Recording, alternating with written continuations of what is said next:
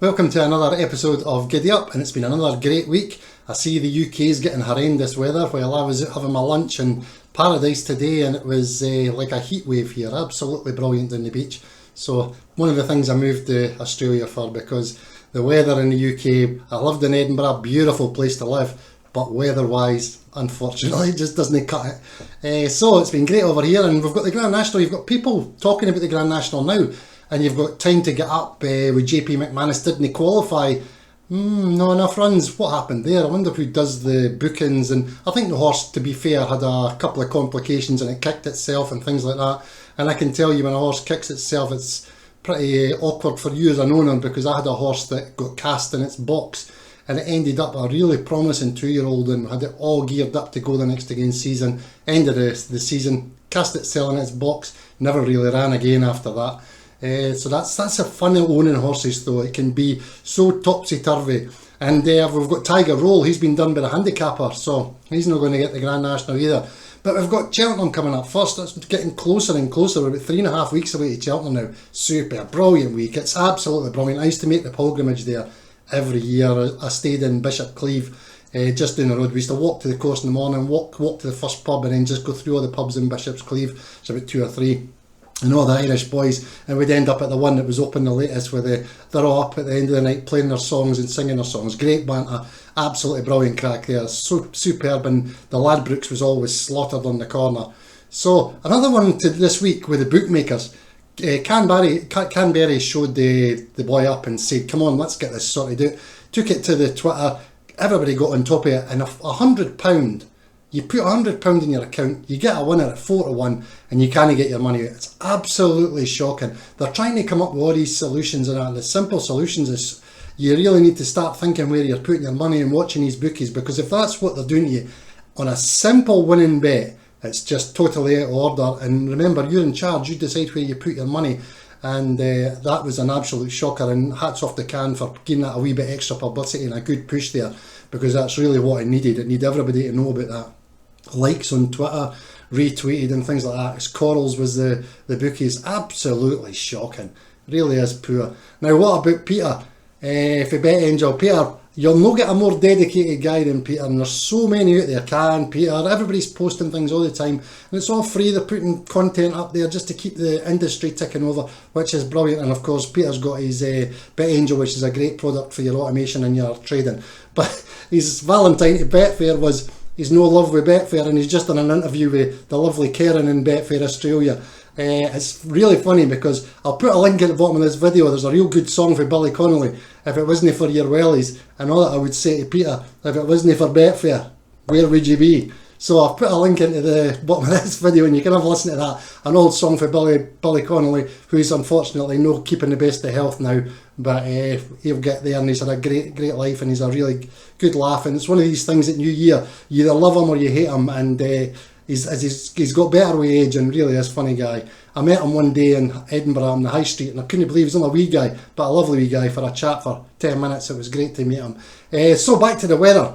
I've already done the homework for the racing in the UK today, and you didn't realise how much time that tipsters and people that help and coaches and the likes of these wee guys that have got their own wee tipping services, they put all the hard hours in, and then unfortunately some of the meetings get put off. But when you want to get into a tipping service and all that, make sure you find the right one. A wee bit of history. There's loads of guys. There's a wee guy doing Toowoomba.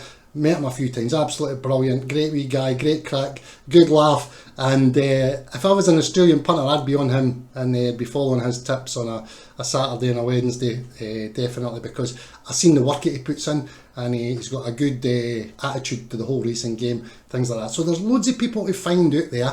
If you look at the website and Twitter, and you'll find them, because the ones that, I'm going to lay this, I'm going to back this, I'm going to that, they disappear very quickly. But the ones that have been there for 3, 4, 5 years, they're the ones you want to be on, because you can see a bit of track record, and you can see they're no disappearing and being fly-by-nights. And obviously if you sign up, you'll find out practically right away. Give your service a couple of months to work, and you'll be off and running. Bet types, what's your best bet types? Because I've got bet types I run with syndicates, back bets. The best bet that I've got is a level Dutch bet, where you bet maybe 4 in the race or 3 in the race, and cover a few, but you're wanting the bigger price ones. It's the biggest return on investment that I've got, easily by far, But it's a hard one to get your mind around, because your mindset organised with, because you can go on a losing run and maybe, if you're betting 5 races, 20 bets you've had. So a lot of people can't cope with things like that, but then along comes the 80 to 1 winner or the 30 to 1 winner and things like that, and then you maybe get 3 of them in a row. So you just need to make sure you find out where you want to play and get organised with your betting, because there's so much out there. And I'm working with the new service, the Pro Tactics Racing. I'm working with coaching clients every single day, sitting next to them practically every day, and it's brilliant. I'm getting loads of emails every day from them, and the ideas these guys come out, because I've released all the data. I've gave them every single bit of data now that I've got. They get everything to look at. They've got different back win, back place, lay win to liability, lay wins, lay place to liability, Dutch bets. Oh, it's just incredible, and they're really making good work of it. And the questions I'm getting, some of them are crazy, but some of them are brilliant. Always ask questions when you've got somebody that you can speak to, because they've done it before. I mean, I've been in the game for years now. I've done it practically everything you can want, big wins, big losses, whatever you want, I've done it. So it's pretty much an open book with me if you come on board, or if you want to send me a DM, Twitter. We always love you following on Twitter. Give us a like the video, subscribe to the channel, turn on your notifications to get the videos. And we're going to jump over now to Aussie. Saturday in Aussie, a couple of races we're going to look at. I had an accumulator bet and I got refused in the bookies this week. It's just absolutely shocking. Bet365, I absolutely don't know how anybody bets with them. Obviously you must be losing if you're betting with them, because they've limited me to betting, if I bet on a horse, like 10 pence and 18 pence and things like that. And then on the football accumulator, I wouldn't even accept it at all for any stake. Just crazy. So anyway, on to Flemington tomorrow. The race where you could get good value, good odds. You will get value, because you should get a nice price winner here. You've got Yonce, a favourite for Jayal, and he should go well. But if you want to go outside and get a bit of value, Modern Millie and White Hibiscus, that's the two. And then the big outsider with Craig Newitt, Star of Eden. There's probably 3 horses there. You get massive price. They're going to be overpriced tomorrow. J-Max on one, Craig Williams is on one, and Craig Newitt's on the other. That's a definite race. Race 3 at Flemington, I'm definitely into for that, for the win in the win market, because I reckon you get a big price on Yonce, Modern Millie, White Hibiscus and Star of Eden. Obviously no with Yonce, but maybe cover your 3 selections with Yonce, because Yonce will go off favourite. Rose Hill, race 6. Oh, this is crazy. I've got about 5 in this race. But you've got Queen of the Ball. I think Rachel King, Saturday, she might just struggle a wee bit with the nerves. Cytherea, Tommy Berry is the first one where you start to get a bit of value in your money.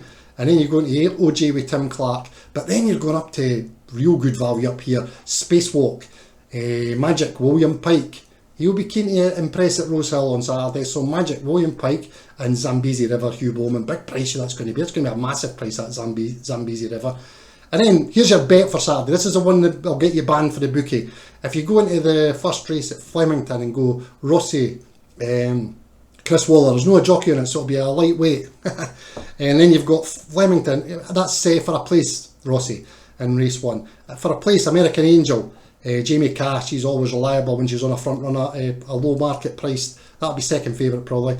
Flemington, race 8, there's 2 here. I'd probably want to go with the stronger one, but Corner Pocket or Mr. Brightside, Craig Williams and Declan Bates. So what you've been a jolly there. And Rose Quartz with Michael D in race 9, second favourite, want to go for a place there again. So if you're, the race is cut up in Australia, and that's the bad thing when I get them out the day before. But if you want to go second favourite, Flemington race 1, second favourite a place, Flemington race 3, Flemington race 8 on the jolly, Flemington race 9, second favourite a place. If you go there 4, put them in a wee line, something you can afford, you'll get a good run for your money all day, and your bookie will ban you at the end of the day probably, because you've probably hit about a 14 to 1 winner or 20 to 1 winner. Anyway, so always remember, it's your money, it's my money, it's everybody's money. Have respect for everybody in Betfair, and I'll speak to you in next week's video.